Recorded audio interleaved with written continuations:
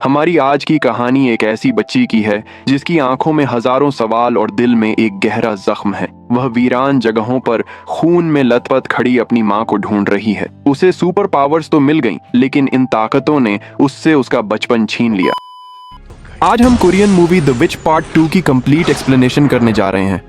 इससे पहले हम द विच पार्ट 1 को एक्सप्लेन कर चुके हैं, जिसमें दिखाया गया था कि किस तरह एक कम उम्र बच्ची जायून एक खूनी लेबोरेटरी से भागकर एक फार्मर के घर पनाह लेती है।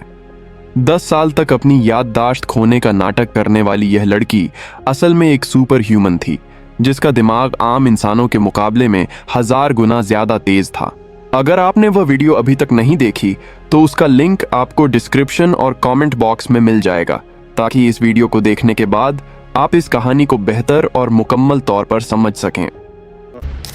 कहानी की शुरुआत में हम एक छोटी सी बच्ची आर्क 1 को देखते हैं, जो कि खून से लथपथ एक सुनसान जगह पर खड़ी है और उसके आसपास बहुत से जानवर मरे पड़े हैं, जिन्हें इस लड़की ने ही मारा होता है, क्योंकि यह लड़की एक म्यूटेंट है और इसके पास सुपर नेचुरल पावर्स हैं। इसी दौरान हम देखते हैं कि आर्क 1 को अपनी माँ की आवाज सुनाई देने लगती है, जो उसे अपने पास बुला रही होती है। अभी वह संभल भी ना पाई थी कि अचानक एक कुत्ते ने उस पर हमला कर दिया और ये सीन यहीं खत्म हो गया। अगले सीन में हमें कुछ साल पहले का समय दिखाया जाता है, जहां बस में 2 स्कूल गर्ल्स मौजूद हैं। उनमें से एक हेडफोन के जरिए गाने सुन रही होती है। उनकी बातचीत से मालूम होता है कि गाने सुनने वाली लड़की गर्भवती है और वह अपनी सहेली को यह बात राज रखने के लिए कहती है। इसी दौरान एक आदमी लगातार इस लड़की को घूर रहा होता है कि अचानक बस ड्राइवर गाड़ी को एक अनजान रास्ते पर मोड़ देता है।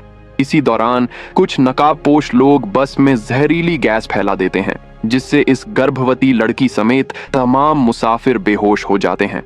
वह लोग इस लड़की को अगवा करके ले जाते हैं। जब उसे होश आता है तो वह खुद को डॉक्टर बेक और उनकी बहन के सामने पाती है। वहां टीवी पर उसकी बस के बारे में खबर चल रही होती है कि बस खाई में गिरने की वजह से तमाम मुसाफिर मारे जा चुके हैं।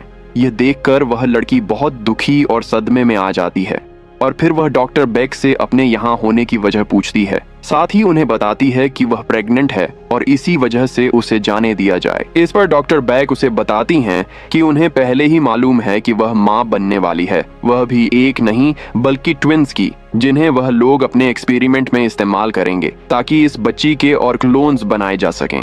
यह बात सुनकर प्रेग्नेंट लड़की पर सन्नाटा सा छा जाता है और उसे कुछ भी समझ नहीं आता। अगले ही पल सीन शिफ्ट होकर आज के द्वार पर फोकस करता है, जहां हम कुछ फर्स्ट जनरेशन म्यूटेंट्स को देखते हैं, जो सब मिलकर एक लैब में दाखिल होते हैं और वहां मौजूद डॉक्टर बैक के बनाए हुए सारे म्यूटेंट्स को मार डालते हैं, क्योंकि यही उनका मिशन होता है। उनके वहां से जाने के बाद इसी जगह पर हम एक लड़की को देखते हैं जो पूरी तरह खून से लथपथ होती है, मगर इसके बावजूद वह अब भी चल फिर पा रही होती है। इसी दौरान अचानक उसके सिर में तेज दर्द उठता है और हम देखते हैं कि उसके आसपास मौजूद तमाम चीजें उसकी पावर की वजह से हवा में लेविटेट करने लगती हैं। इसी पल उसे अपनी माँ की आवाज सुनाई देती है, जो उसे अपने पास आने के लिए कह रही होती है, और यहाँ हमें उसकी मॉम एक चेंबर में दिखाई देती हैं। इसी के साथ हमें यह भी अंदाजा हो जाता है कि यह लड़की असल में आर्क 1 है, जिसे हम मूवी की स्टार्टिंग में देख चुके हैं। आखिर में आर्क 1 चलते चलते रोड पर निकल जाती है, जहां एक तेज रफ्तार से आती हुई कार अचानक उसके बिल्कुल करीब से गुजर जाती है, मगर वह जरा भी नहीं डरती।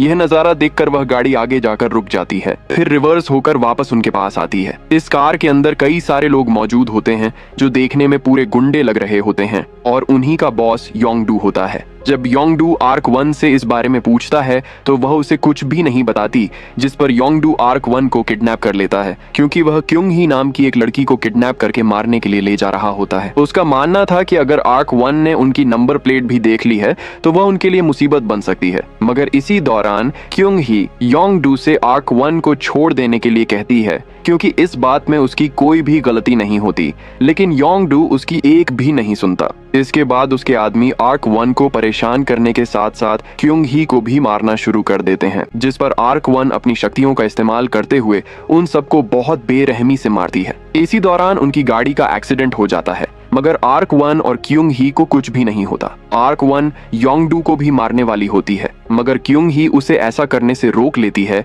जिस पर आर्क 1 उसे छोड़ देती है। इसके बाद क्योंग ही एम्बुलेंस को कॉल करके योंगडू के हाथ में फोन थमा देती है और वहां से चली जाती है। बाद में वह अपने अंकल को कॉल करके बुलाती है और जैसे ही वह वहां पहुंचते हैं हम देखते हैं कि आर्क 1 को अचानक न जाने क्या हो जाता है। उसकी नाक से खून बहने लगता है और वह वहीं बेहोश होकर गिर जाती है। इसलिए क्योंग ही और उसके अंकल आर्क 1 को अपने साथ वहां से ले जाते हैं। आगे चलकर हमें पता चलता है कि क्योंग ही के अंकल असल में एक वेटरन होते हैं, यानी जानवरों के डॉक्टर, जो आर्क 1 के शरीर से सारी गोलियां निकालते हैं। इसी दौरान वह नोटिस करते हैं कि आर्क 1 के शरीर के तमाम घाव खुद ब खुद हील हो रहे होते हैं, मगर शराब के नशे में होने की वजह से उन्हें यह सब अपना वहम लगता है। बाद में क्योंग ही और उसके अंकल की बातों से हमें यह भी समझ आता है कि योंगडू असल में क्योंग ही के फादर की जमीन जबरदस्ती खरीदना चाहता था ताकि वहां पर एक रिजॉर्ट बना सके, मगर क्योंग ही ऐसा नहीं चाहती थी और वह जमीन देने के लिए तैयार नहीं थी। यही वजह थी कि योंगडू उसे मारने के लिए किडनैप करके ले जा रहा था, मगर वहां आर्क 1 उसकी जान बचा लेती है, जिसकी वजह से वह आर्क 1 को अपने साथ अपने घर ले जाने का फैसला करती है। दूसरी तरफ हमें गैंग नाम के म्यूटेंट आदमी को देखने को मिलता है जो डॉक्टर बैग से मिलने के लिए आया होता है। वह बैग को बताता है कि फैसिलिटी पर हमला करवाकर किसी ने आर्क 1 को आजाद कर दिया है और चूंकि ऐसा बैग की बहन पहले भी कर चुकी होती है, इसीलिए उसे डॉक्टर बैग पर शक होता है। इस पर डॉक्टर बैग उसे साफ साफ बताती है कि इसमें उसका कोई भी हाथ नहीं है, क्योंकि वह कभी नहीं चाहेगी कि दोनों बहनें एक दूसरे से मिलें। इधर एक अनजान सी जगह पर हम जो यून नाम की एक लेडी को देखते हैं जो अकेली ही एक दूसरी फैसिलिटी में घुसकर कई सारे म्यूटेंट्स को मौत के घाट उतार देती है। उसके साथ उसका एक साथी जेम्स भी होता है। इन दोनों की बातों से हमें पता चलता है कि जो यून असल में डॉक्टर बैग के लिए काम करती है और वह उनके कहने पर कई सारे म्यूटेंट्स को मारने आई होती है। साथ ही यह भी सामने आता है कि उसका पार्टनर जेम्स भी एक म्यूटेंट है। इसके बाद हम जो यून को अकेले में देखते हैं, जहां वह अपने ही हाथों से अपनी बॉडी में लगी हुई गोलियों को निकालती है और इसी दौरान यह राज खुलता है कि जो यून टॉप क्लास म्यूटेंट्स में से एक है, क्योंकि उसके घाव भी खुद ब खुद हील हो रहे होते हैं। बाद में जो यून जेम्स के साथ डॉक्टर बैग से मिलने पहुंचती है, जहां डॉक्टर बैग उसे आर्क 1 को ढूंढकर मार देने का हुक्म देती है, क्योंकि वह भी जो यून की तरह एक बहुत खतरनाक म्यूटेंट है। डॉक्टर बैग यह भी साफ करती है कि इस बार वह अपनी बहन की तरह आर्क 1 को कमजोर समझने की गलती नहीं करेगी। वह बताती है कि आम म्यूटेंट्स को जिंदा रहने के लिए एक सीरम की जरूरत होती है, मगर आर्क 1 उससे बिल्कुल अलग है। इसी के साथ डॉक्टर बैग जो यून को एक डिवाइस भी देती है, जिसकी मदद से वह आर्क 1 को ट्रैक करके उस तक पहुंच सकती है, क्योंकि आर्क 1 की बॉडी के अंदर पहले ही एक चिप इम्प्लांट की जा चुकी होती है। अब जब जेम्स और जो यून वहां से रवाना होते हैं तो उन्हें एहसास होता है कि कोई उनका पीछा कर रहा है। इसीलिए जेम्स उन लोगों से लड़ पड़ता है, जहां हमें एक जबरदस्त एक्शन सीक्वेंस देखने को मिलता है। आखिरकार जेम्स उन सबको आसानी से हरा देता है। इसके बाद जो यून उसे बताती है कि यह सब उसके पुराने बॉस जांग का काम है, जिसके लिए वह 10 साल पहले काम किया करती थी। इसी वजह से जो यून खुद जांग से मिलने पहुंचती है, जहां दोनों की बातों से हमें पता चलता है कि जो यून पिछले पार्ट से ही एक नए मिशन पर निकली हुई है और इसी मिशन के दौरान वह शंघाई समेत 3 फैसिलिटीज को पूरी तरह से तबाह कर चुकी होती है। इस पर जो यून जवाब देती है कि उसे इस सब के बारे में कुछ भी मालूम नहीं, क्योंकि वह यहाँ किसी और काम के लिए आई होती है। इसीलिए वह उसे खबरदार करती है कि अब वह उसके काम में और दखल न दे। इधर क्योंग ही आर्क 1 को अपने घर ले आती है, जहाँ उसकी मुलाकात क्योंग ही के भाई डेगिल से होती है। रात को खाना खाने के बाद जब आर्क 1 सोने के लिए जाती है तो अचानक उसके सिर में तेज दर्द शुरू हो जाता है और उसकी नाक से खून बहने लगता है। इसी दौरान योंगडू एक बार फिर क्योंग ही को धमकाने के लिए अपने आदमियों के साथ वहां आ जाता है और वह क्योंग ही और उसके भाई को बेरहमी से मारता है। यह नजारा देखकर आर्क 1 का गुस्सा भड़क उठता है और वह उन सबको ऐसा सबक सिखाती है कि उसे यह तक एहसास नहीं रहता कि वह किससे उठाकर कितनी दूर फेंक रही है, चाहे वह एक कार हो या फिर कोई इंसान। ये सब देखकर योंगडू वहां से जान बचाकर भाग जाता है।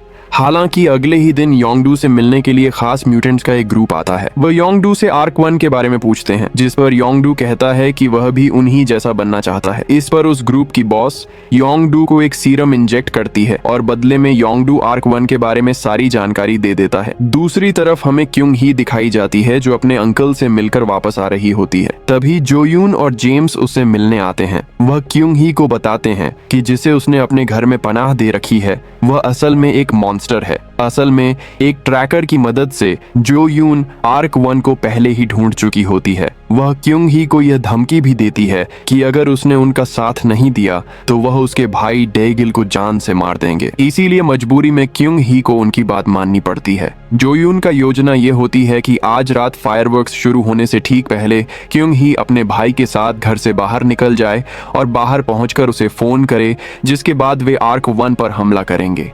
लेकिन जब क्योंग ही घर पहुंचती है तो वह आर्क 1 से कहती है कि वह फौरन वहां से चली जाए। इसी पल योंगडू भी वहां आ पहुंचता है और आते ही क्योंग ही को गोली मार देता है। दूसरी तरफ डेगिल आर्क 1 को वहां से भागने का रास्ता दिखाता है और खुद अपनी बहन को बचाने के लिए पलट जाता है। इसी दौरान जोयून के आदमी एक मिसाइल के जरिए क्योंग ही के घर को उड़ा देते हैं ताकि इस हमले में आर्क 1 को मारा जा सके, मगर तब तक आर्क 1 वहां से निकल चुकी होती है। हालांकि वह मिसाइल के जोरदार धमाके से बेहोश हो जाती है, मगर इधर जैसे ही योंगडू डेगिल को मारने के लिए आगे बढ़ता है, जेम्स और जो यून सही समय पर पहुंचकर उसे बचा लेते हैं। दूसरी तरफ मिसाइल वाले आदमी से सीक्रेट ग्रुप की एक लड़की लड़ पड़ती है, क्योंकि वह लोग भी योंगडू के साथ ही वहां आए होते हैं और वह उस आदमी को वहीं मार देती है। इधर जो यून उस ग्रुप के बॉस से आमने सामने हो जाती है, जबकि दूसरी तरफ जेम्स बाकी 2 म्यूटेंट से लड़ता है, मगर वह दोनों म्यूटेंट्स उन पर भारी पड़ते हैं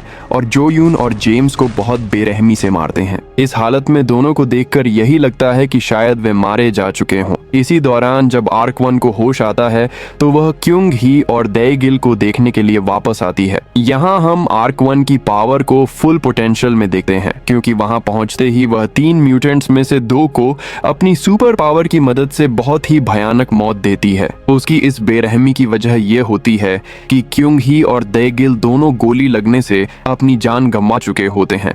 इसी बीच सीक्रेट ग्रुप की बॉस वहां से निकलने की कोशिश करती है, मगर इसी पल जायून की एंट्री होती है, जिसे हम पिछले पार्ट में देख चुके होते हैं। जायून उस म्यूटेंट से कहती है कि उसने उन्हें अपनी बहन को ढूंढने के लिए भेजा था, मगर वही लोग उसकी जान के दुश्मन बन गए। यह कहकर वह उसे भी मार देती है।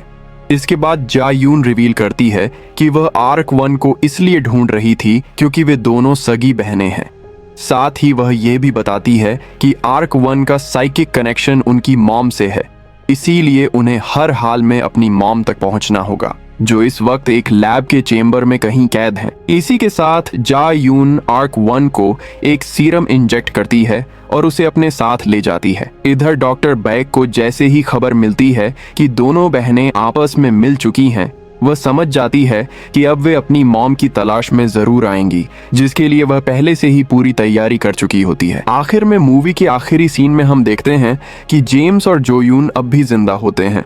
जोयून होश में आते ही फौरन जैंग से कांटेक्ट करती है और उससे मदद मांगती है, क्योंकि अब हालात पूरी तरह से उनके हाथों से बाहर जा चुके होते हैं। इसीलिए जैंग इसके लिए राजी हो जाता है और इसी के साथ यह मूवी यहीं पर एंड हो जाती है। हालांकि इस मूवी में हमारे कई सवालों के जवाब अभी तक नहीं मिल पाते, जिनके बारे में हमें डेफिनेटली इसके अगले पार्ट में जानने को मिलेगा। अगर वीडियो अच्छी लगी हो तो वीडियो को लाइक करें, चैनल पर नए हैं तो चैनल को सब्सक्राइब करें और एक अच्छा सा कॉमेंट जरूर करें। मिलते हैं अगली वीडियो में, तब तक के लिए गुड बाय। ये लड़की क्या हुआ तुझे? हाँ, कहाँ जा रही है? हमारे साथ चलेगी?